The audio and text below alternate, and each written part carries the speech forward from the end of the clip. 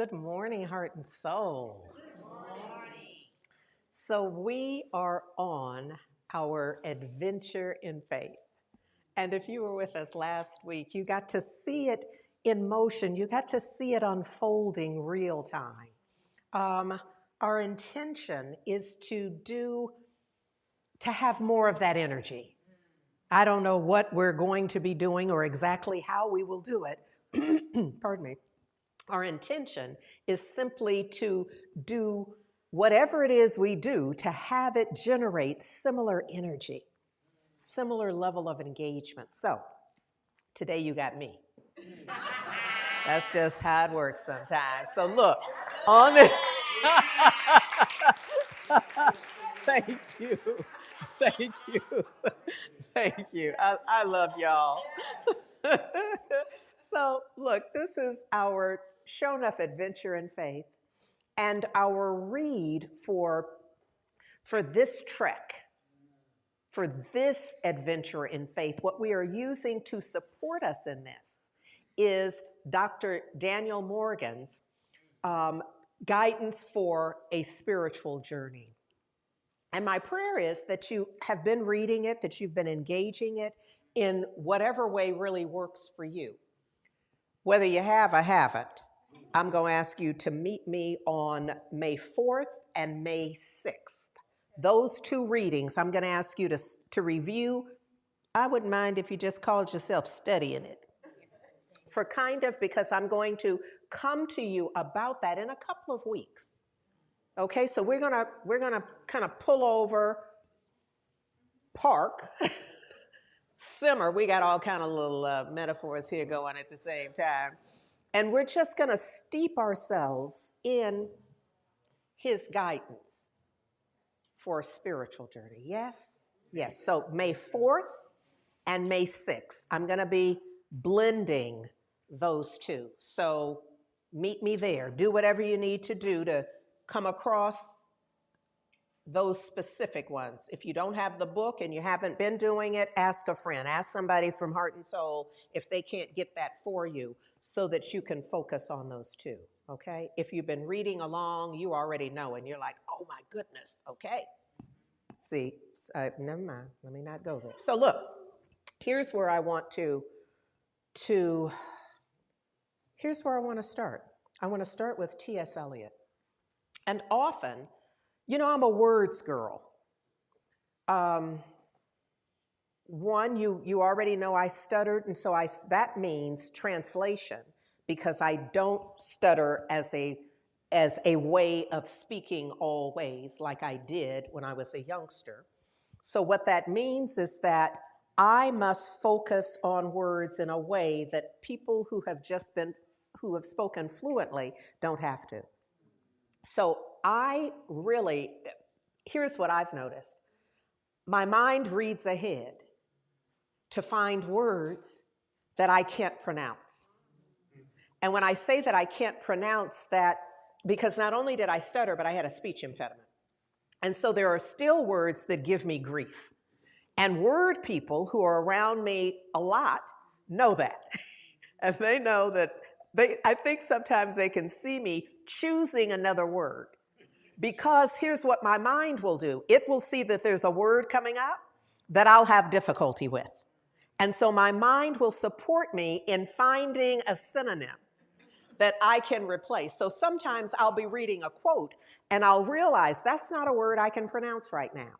Not that I don't know it or I don't know how it's pronounced, but I won't be able to pull it off. And sometimes if there's not a synonym, like sometimes it's someone's name, and I'll just have to get y'all's emails and texts later, is how that usually works, or call or something to help straighten me out on how it should have been. But often it's not necessary, and sometimes I don't know. Let me just be clear. It's not like I know it all, but sometimes it really is that there was nothing that I could do in that moment to have it come out accurate. Does that make sense? So because I have this relationship with words and speaking words, that means words impact my life in a very powerful way, because just with what I've told you, this is like a vulnerable moment, because Y'all not out telling people your stuff like this. You're not getting on mic and thinking of, now what can I just share to get people all up in my grill, you know? So what it means for me is that words impact me in a way. I have a really personal relationship with words and how they come together. So I will often give you affirmations. Now, if that wears you out, I apologize, but it ain't gonna get better. Because there are quotes, affirmations, words I will string together in a way that absolutely transform my life in a moment, because I can see something more. Okay, so I'm going to invite you to have an opening in your heart mind so that you might get some of this. This would be like, a dish I'm serving. And this is such an odd, because I just give them as I get them. But even I understand that this is not likely to happen. I'm going to be preparing no dish and serving it, and you'll be looking at it wondering what it is, and we'll be having that conversation. But we're going to use this as an example. So I have prepared a dish for you, and your first response is, I don't know what this is. I don't eat stuff that I don't recognize. And there's something that awakens in you that makes you aware that that is a very limited way to live life. Because you can only recognize that you've already been through. So if you're not open to a new possibility, now I'm not saying you need to be eating something that I could that you don't even recognize. Now I'm just you see what I'm saying, don't? Because sometimes y'all just say stuff to me that makes me know that you don't really know me. You didn't really understand what I meant when I said that. I'm not really talking about cooking. I'm talking about us being open and available. And so my good friends do not have to see me later and chastise me about even bringing up an idea about cooking, because I think I used it well to make the point. Mission accomplished. So here we have T.S. Eliot. And T.S. Eliot offers us this morning, that your present circumstances do not determine where you can go. I'm wanting you to breathe this in with me. That your present circumstance, whatever it is, howsoever you got there, whoever you think is responsible for it, however long you've been there, it cannot determine what happens next. You determine what happens next. Now, how you interact with it, what you think about it, how you respond around your perception of your circumstance. And allow me to say what used to irritate me when the elders would say it, just live long enough. And I'd be like, there's nothing you can say back to an elder when they're like doing that, but I'd be all back behind them, my face fixed. Was a number of thoughts. Like, what does that have to do with what I'm talking about? And now I've had enough birthdays to realize it has everything to do with it. Just live long enough. And that thing that you are on the floor thrashing around, you won't even remember what that was. You don't remember their name, where you were, you won't, none of that. Somebody will tell you about it. And I don't know if y'all have this happen in your life where a friend will say, remember when you're like, no, me? Where were we? And you just, I have no concept of that. And you want it to be that way. You don't want to live all your tomorrows out of yesterday, out of forever recalling the yesterday. So he's saying that your present circumstance, whatever you think you're going through, whatever that is coloring your filter right now, that cannot determine in and of itself. It can be a determining factor if you label it such. The moment you say that, oh, well, tomorrow I'll only be able to because yesterday, now you have determined that has power, the power to determine what happens next. Is this making sense? All right. So he says that your present circumstance can merely determine where you start.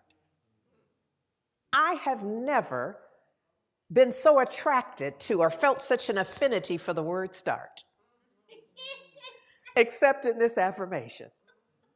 It's a quote, but I'm using it as an affirmation, yes? Because it merely determines where you start. This is kind of a, what you talking about, Willis moment? Where I start? You mean I can start? I don't have to like carry this on. This is not a you know where I'm going. I made my bed, so I'm gonna have to lay in it. What you mean I can just start something new? I can brush myself off, I can rinse myself off, I can move on, I can start something else. You better come on with that truth. So T.S. Eliot is starting us off, I think, well this morning, yes? Pardon me. So I want to hearken back to our flow, my perception of how we flow in consciousness. And you know that we've mapped it, and I've remapped it, and this just happens to be the current iteration. And so where I want to hang out for a while is in this lower left, the number 1. And I want to remind us that we all are there at some time. You may be there right now, and if you're not right there right now, you may be there before you leave the room. And if it don't catch you then, it may catch you on the way to brunch, or on the way back from brunch, or during brunch. You see what? It's really fluid. There is no inoculation against having a sense of being put upon. And I would say feeling put upon is the beginning of the spectrum that ends at I'm a victim. And all of the thoughts in between. The truth is that we all go there. The key is how long are we going to stay and how we going to move out? How we going to start? You see, because the determining factor is how you start from there. From the place where you perceive yourself to be. How do you start into a newness? Yes? Yes. So this idea, I think, represents shifts in mind. The map is mapping shifts in mind. And I'm going to say I usually call the mind the heart mind, because the mind is not the brain. And our feeling center is not the muscle in our chest. So it's this combination of what I call the heart mind. It's our ability to know, our capacity for knowing and feeling. And let me just say, in a Neville kind of way, when those two come together, synced up, the thing is on. There is no, the thing unfolds of its own, of the power. It's as if you've launched it. You know, just officially launched a thing. Your business, relationship, your health and well-being, whatever it is, once you put your heart, mind together, once that's in sync, the way you think of it, the way you feel about it, what you know about it, when you're grounded in that, the thing, we don't even need you no more about this.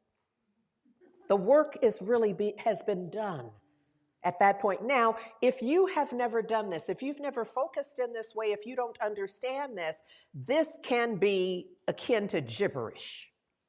And you think you have some examples that you can lift up to prove that this ain't so.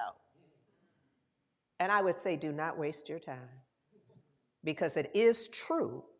The question is, are you open enough to see the truth? Are you sufficiently available so that you can discern how this has worked in your life before? I believe that no matter how low one perceives their place right now, you know, their circumstances, whatever's going on, the diagnosis, the prognosis, whatever it is that's going on in life, I believe for the one who is willing, they can focus and discern a time where they can see this truth. And to the extent that they're willing, they can fan the flame of that recollection and begin to see the current moment through that filter.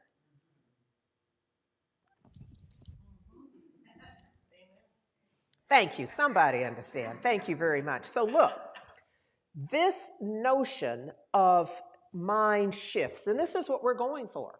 When any of us is in, and I don't need to bring y'all into this, when I have been in a victim consciousness, and Lord knows I've had a trek where it felt like I was on the victim tour. I was just appearing places. You know, like one of those Chitlin circuit tours where you're just going everywhere, all back in the cut, everywhere. Just appearing places as the victim. Performing my victim song list, doing the victim dance, all the things. And I'm sure there were folks in the audience saying, I know she know better. But I didn't. In that moment, I could not get to the truth, enough of the truth to shift. So this notion of shifting one's mind is really mind training. I think calling it mind shift doesn't strike the right chord. It's more than just like you waiting for the shift to come. This is about mind training. And in truth,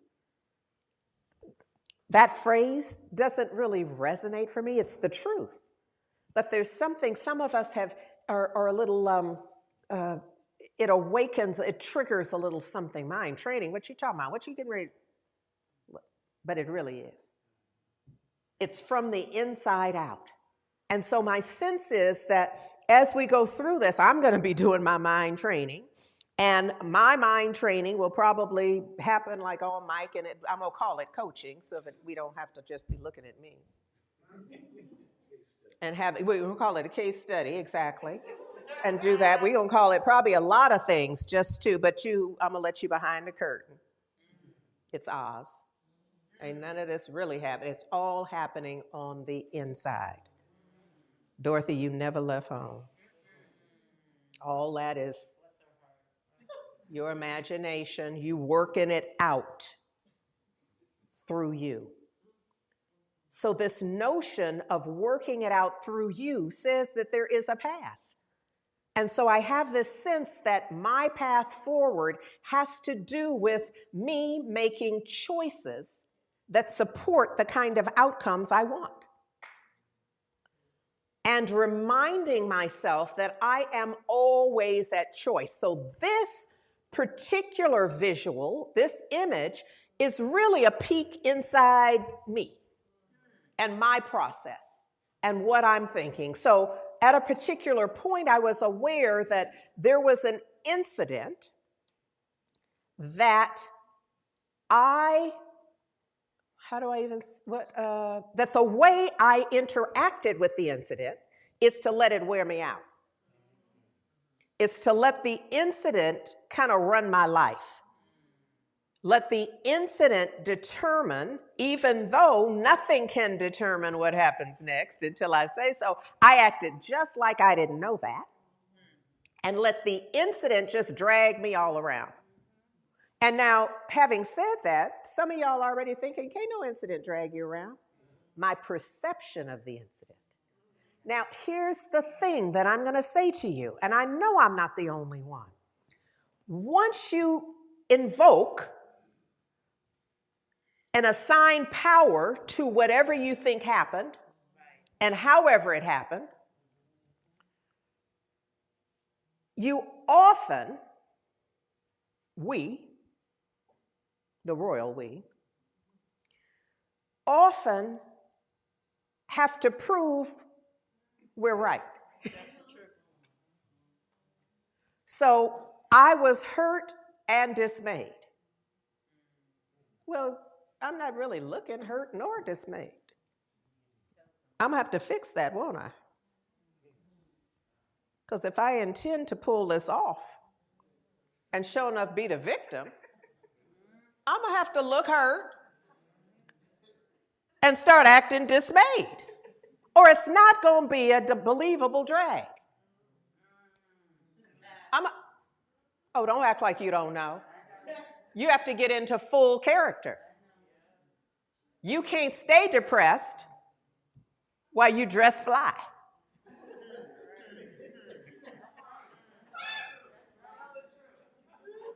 So you're going to have to pick something, let's fly. You know when you go in there and get those other shoes, the depressed shoes, because you have to set the drag up in a way where it's believable. I'm not doing my hair today, I'm just going. That's going to help with the look, because somebody's going to go, what's going on? Otherwise, they're not going to pay you no attention because you're looking fine. Well, what's the point in being depressed and victimized if don't nobody know? See, I'm just trying to reveal something here. This is not just a little personal experience in that lower left quadrant. You don't need a ball and chain. You get the ball and chain so people can see that you locked into something. You poor baby. What happened here that you all chained up? Well, what happened was that I went online and bought me a ball and chain and hooked it up and then set out here publicly so y'all could ask me about it. And I could then begin to present the story in all of its versions. Yes? Okay. So here, I'm reminding myself of how life got to be the way it is. So walk with me just for a moment here, I think. So there's the inciting incident, whatever it is. It's the purple thing that is, oh, Lord, it was that. You had to be there. Oh, it was awful. You don't know. And because you don't know, I'm going to have to give some staging, I'm going to have to present myself in a way to give you at least enough clue so that you can ask, what happened? What's going on? And I might not have a conscious awareness that that's why I'm choosing as I'm choosing. But I can tell you nobody is just a victim in silence and in secret. It's more of a public. I need somebody to know I've been victimized. I need to gather just enough of a jury so that I can feel vindicated and righteous and all the things, because I'm really setting up, I'm going to be here a little while. So I want community. Folks who agree with me. I didn't know they would do that. Could they have? That's what I was thinking. How could they have after all I've done? We have now we got a party. We order refreshments. And we set ourselves up in that lower quadrant.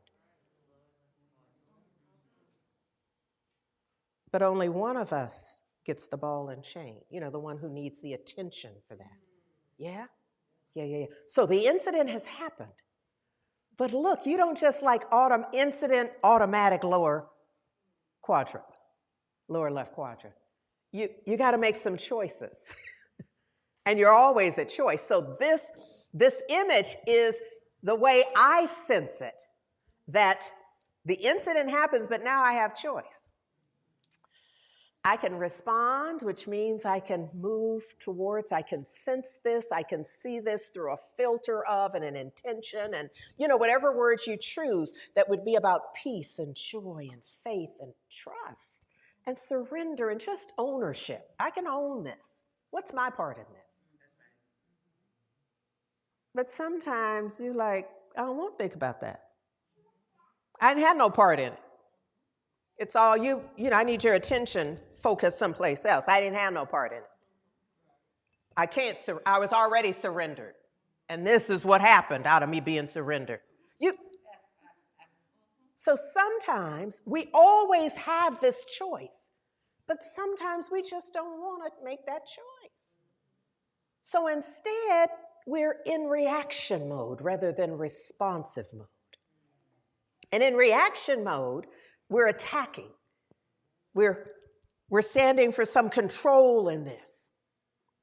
And there's got to be some blame, because I know I'm not responsible for this. I can't victimize myself. So we just going to identify who, what, when, where, and how. There's some fear.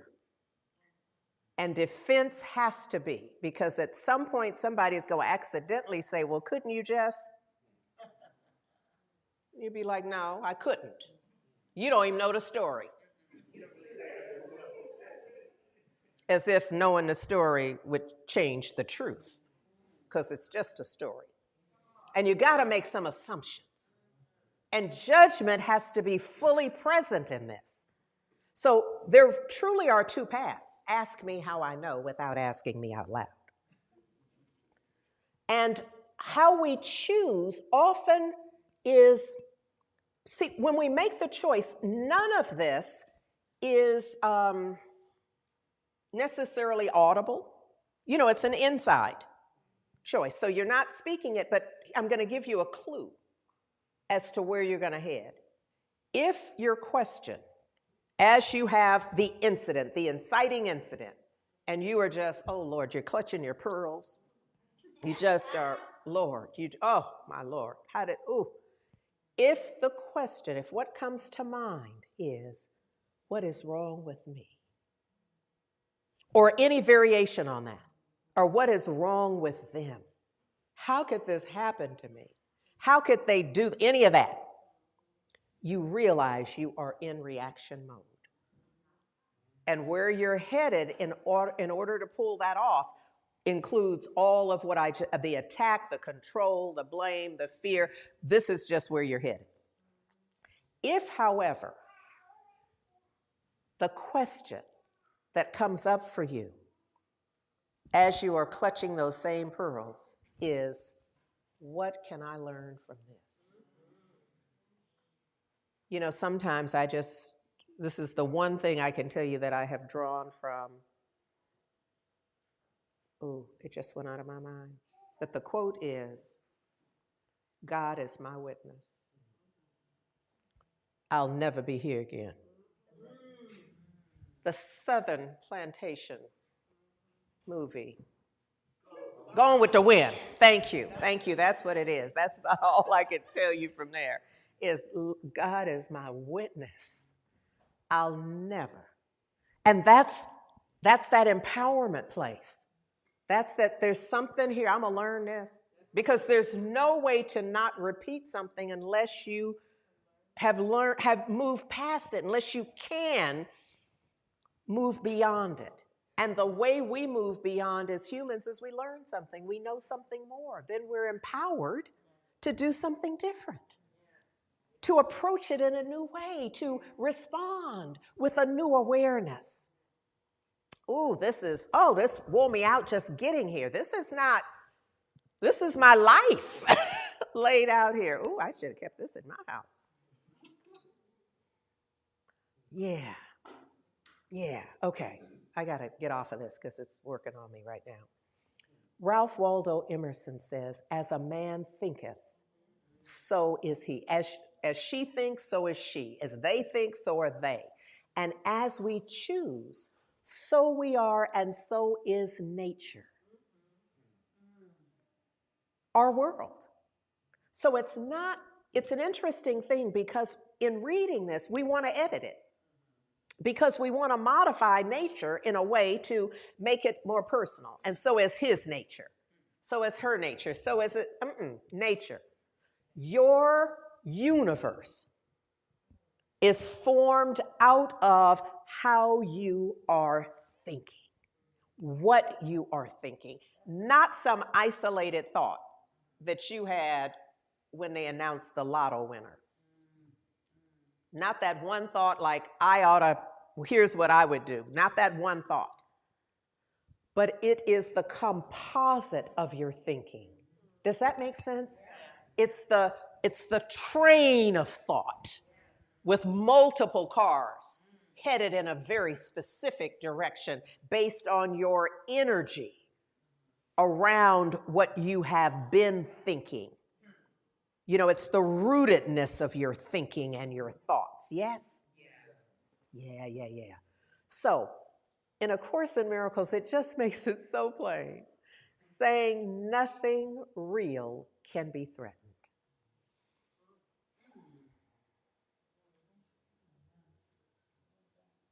This is like the core of A Course in Miracles.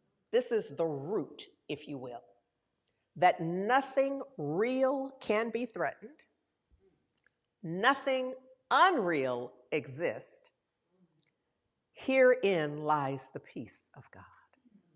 Now, I already know that some of us, that's like gibberish.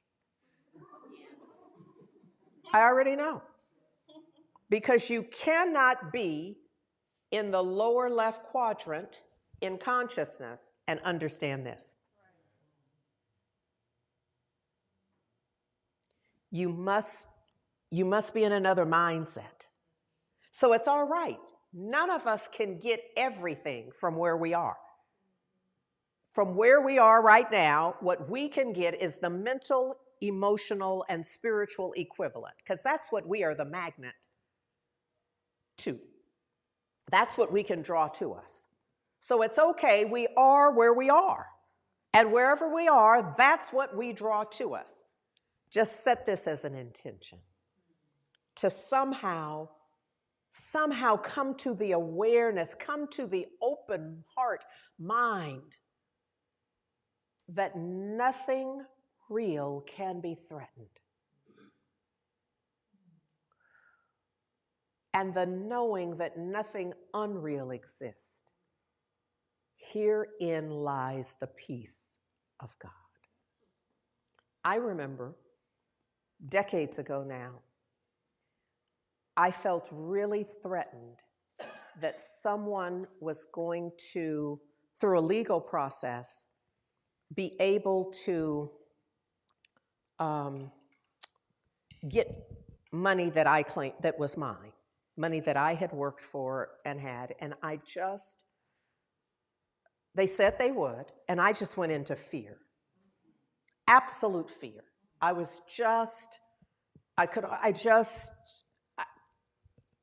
can't even speak of it. This is the first time I've spoken of this.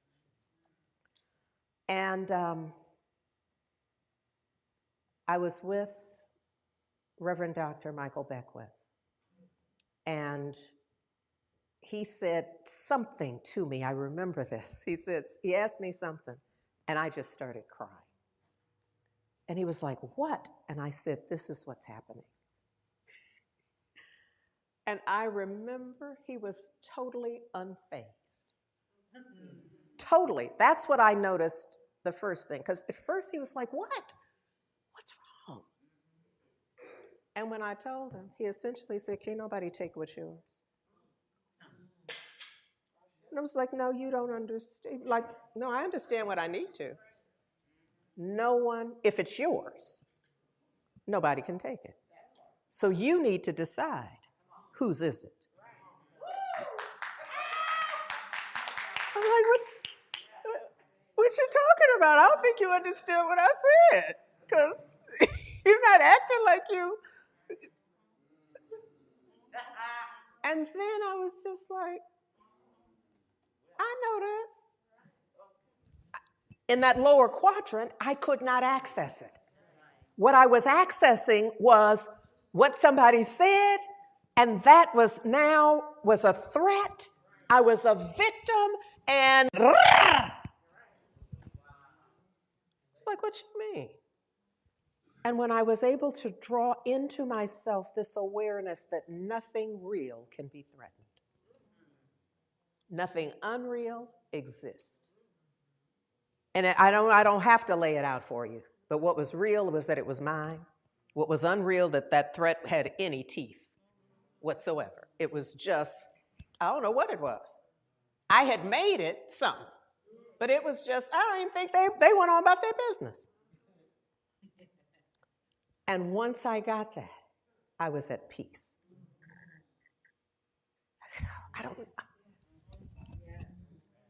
Okay. All right, we're getting there. I didn't mean to take this long to get there, but we're getting there. No, I don't think I got time to do that. Okay, so look. Well, no, I don't. I just don't. So look. When I think about how complex things are now for young people. For some of us, and for young people, because there was no social media. Whatever I did as a teenager, there is no video. Whatever I did, whatever I said, whoever I did it with, whoever I said it about, there is no video. Praise God! There's no video. I don't ever think for a moment that I'll look up and there'll be video of me at Berkeley High doing anything other than pom-pomming. I think there is video of me as a pom-pom girl. And I'm like, whatever. But beyond that, so we have a culture now that records everything and it invites opinions. And I'm in the pulpit, so I'm not going to quote the aphorism about opinions. But some of y'all who know it can help people understand that everybody has an opinion about something. And most often, it's not relevant to your life and the forward motion of your life in a beneficial direction. Yes? So, look, Stevie Wonder has a song that wears me out. Within it, the lyric says, hate's going round. Now, hate is, by definition, a strong aversion or intense dislike. It implies an emotional aversion that's often coupled with malice. And we see this played out in social media. Just a lot. Suffice it to say, a lot, yes? So the lyric is, hate's going round. Yeah, it is. And Stevie sings, breaking many hearts. Stop it, please, he says to us, with just a plea before it's gone too far. Now, some would say it's already gone too far. But if it's still going, and it is, it hasn't gone as far as it can go. So it's still relevant that we can't let it control us, because he says if we let it destroy everyone, we must all take precautionary measures. Because if love and peace is what you treasure, he says, then you'll hear me when I say, love's in need of love today. So look, when we flow in consciousness, and we do, we're like in the soup of our consciousness. We're like fish that can't recognize that they're in water. It simply is our environment. It's what's in our mind. It's what's in our heart. It's what's in our awareness. It's how we are. It's all of that. So look, I want to just isolate that lower left quadrant for you so that we can righteously kind of focus on it and acknowledge that our state of mind determines how we experience life. Our state of mind determines how we experience life. So remember when I was talking about earlier kind of our victim drag. You know, how we set ourselves up as victim, because otherwise, my belief is, we'll accidentally flow into being just fine. We have to kind of remember you have to kind of have a playlist. You know, when you have a breakup that has, and my heart is broken. Said, I don't know why I did everything I could have done. And you can't maintain that and listen to a playlist like we're going to play here. You really have to pick some sad songs. Some songs about somebody doing you wrong and go sing, because it requires some reinforcement. We as humans by nature are in the flow. When you watch children, you'll see that they can just be, so, joyous and happy, and then something happened, and it's just like their life is just over in that moment. And then it's like, there's a puppy. And then it's like, but I can't be with the puppy, and that's just awful. And then and there's a cat. It's just, so we as humans, so you have to work, is my point. In order to stay in that quadrant, you have to just really work. You got to not accidentally play some other music. You can't, you see what I'm saying? If you accidentally put on your empowerment playlist, you're not going to be able to hold on to the breakup. Energy, the energy of I'm wounded and I'll never get over him or her and them.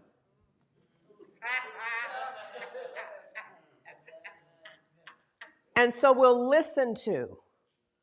go to the places the places in the physical and the places in mind and heart as well, to help us stay there. And so look, when we're in that quadrant, what I want you to see, so it's larger in this slide where we have isolated that lower quadrant. What is for a man looking at? What is the little, it's not a male, what is the image? What is the individual? What are they looking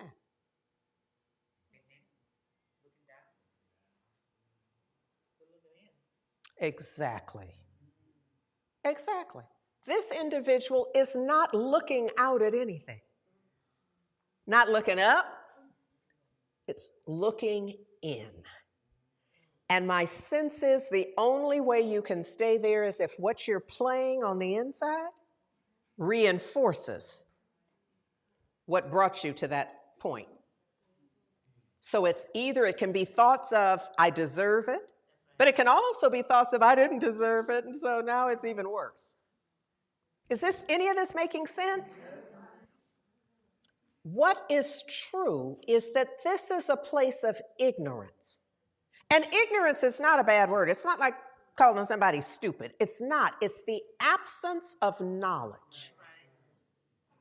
It's you don't know what you don't know. You don't know that you don't know.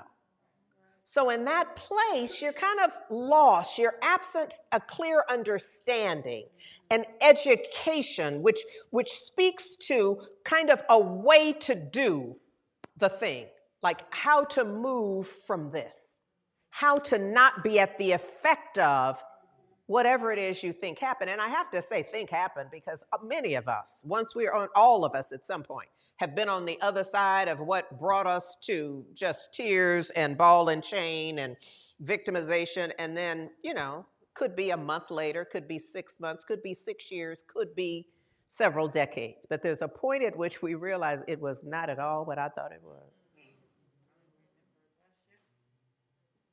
Any exceptions to that? Anybody who can't give testimony to, having been in that place where, you knew it all and it was exactly this and what they did or didn't do or said or didn't say, and then you get removed from that by days or decades and realize not so much. Not so much, yes? So in that quadrant, I think that when we think about, so how do we move? How do we move? How do we change our state of mind? My sense is that Romans 12:2 lays it out for us. And my sense is that Romans 12:2 is so widely known, just as a snapshot sense of it. And so I've given you 3 different translations. In the King James, which is what I think we hear most often, is, and be not conformed to this world, but be ye transformed by the renewing of your mind, that ye may prove what is that good and acceptable and perfect will of God. The American Standard Version, which is the version that Ernest Holmes tends to quote most often, and it's one that I appreciate as well. It is, and be not fashioned according to this world. Can you feel how that could land a little different for different people? To be conformed to this world, to be not fashioned according to this world. This sounds like what my mama used to say. I don't care what they do in that house down there. I don't care what what your classmates are doing, because you're not fashioned from that. Don't be forming you out of what they doing down the block and across the street. We doing something. What we doing is what we doing. And I don't really want to hear about what they doing, because that don't have anything to do with you. So this is the mama version of scripture. Yeah? But be ye transformed again by the renewing. This stays steady. Be ye transformed by the renewing of your mind. Change your mind. Quit looking just into your hands, trying to keep seeing the same stuff over and over and trying to hold it in place. Be willing to be transformed by the renewing, by the retraining, by the shifting and changing of your mind, by the fluidity, embracing the fluidity of life. In and through and as you. And then in the Peshitta, which is in Aramaic, this is the translation that says essentially, and do not imitate this world. Don't be trying to do what they're doing in the world. That ain't you. Don't imitate it. So there are industries now for everything that just feed our insecurities. So don't imitate that you are so wounded that you can't move past that. Because for every wound that any of us could declare, there's somebody who has a story of how they got over. How they had that same trauma plus some. And they moved past it, through it, rose above it. Yes? So it depends on what we're looking for. Do not imitate this world, but what? Be transformed by the renovation of your mind. So maybe transformed by the renewing of your mind doesn't quite do it. But the renovation of your mind. Come on, HGTV. We got the renovation of the mind. We're going to do, what do they call it? The open space look. There's a word for that. There's a term for that. The open concept. That's what we're doing in the renovation of our mind. We're going to have the open concept now, because we've been closed to the quadrant. So in the renovation of our mind, you're saying to the designer, director, a la you, we're going to do an open concept. We're going to see things from a different vantage point where you can see it all, the divinity of it all. And from there, scripture says, ye shall distinguish what is the good, acceptable, and perfect will of God. And I'll say it very simply, it's that you be all right. And to know that you are all right, because you already all right. But it would be that you have an awareness that right where you are right now, you are whole, perfect, and complete. As Alan Cohen affirms, and I'm going to ask you to repeat this with me, I release the past to make way for a brighter future. Let's say it together. I release the past to make way for a brighter future. Yes.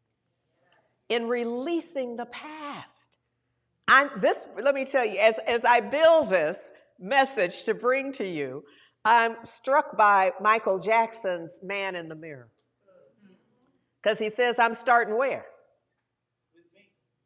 Exactly. I'm starting with the man in the mirror. I'm starting with the one in the mirror. Whoever's reflection is right there when I'm standing there. I'm asking that one to change his or her ways.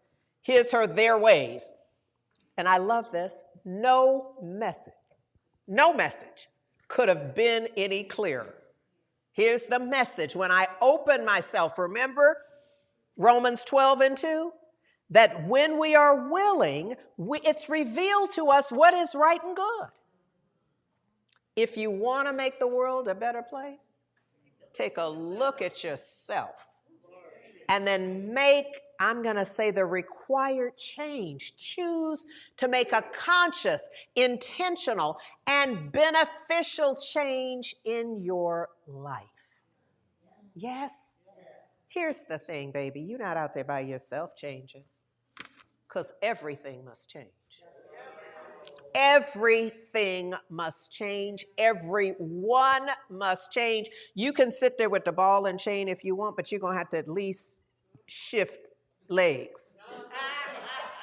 You're going to have to, at some point, you're going to have to adjust your neck. You're going to get somebody to put the ball and chain on the other ankle. You understand what I'm saying? You're going to have to do something different, even if you just insist upon staying right there. You're going to be like, oh, my back hurt. I'm going to have to get on the other hip or something. Everything must change. Nothing stays the same. There may be many things in life you can't be sure of. But here's one that you can be sure of. Only by giving are you able to receive more than you already have. Now, that's one of those that if your consciousness is not anywhere in the ballpark of abundance and prosperity, this is gibberish. This won't make any sense, and it sounds like I'm trying to get something from you or whatever. I'm talking to the folks on the vibration where they can really hear this, that only by giving are you able to receive more than you already have. That in knowing this, one realizes that life truly is better. This is my truth. That my life truly is better when I am generous with my time, my talent, and my treasure. So here's the thing. This is the point in the service where we invite you. We're not really asking you to give. We're inviting you to do that supports the expansion of your life in all the most beneficial ways. That there is a true benefit to you hearing this invitation and being responsive. There's a benefit clearly to heart and soul. There's no question that there's a benefit to heart and soul. But allow me to tell you on behalf of the folks who have made it a part of how they live their life, giving of their time, their talent, and their treasure, that the benefit to them, the quality of their life and relationships, their health and well-being, and the prosperity, because their mind has expanded around what is possible.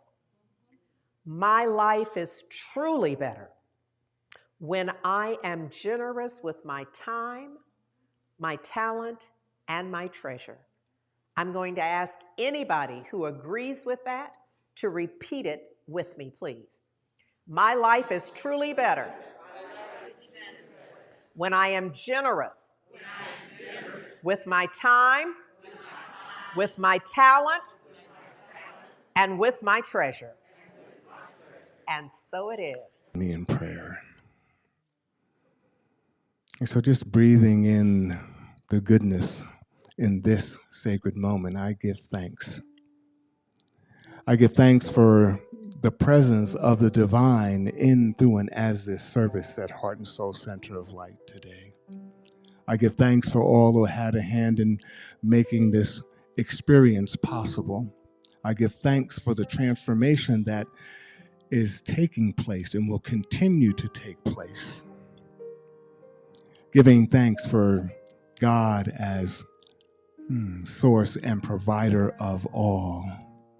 And knowing that all truly is well as we move from this place to our next experience of this day, that we arrive to our destination safe and sound, knowing that we are held in the arms of the divine, forever sheltered, forever loved, forever protected. Grateful for this and so much more. We allow it to be, and so it is. Amen.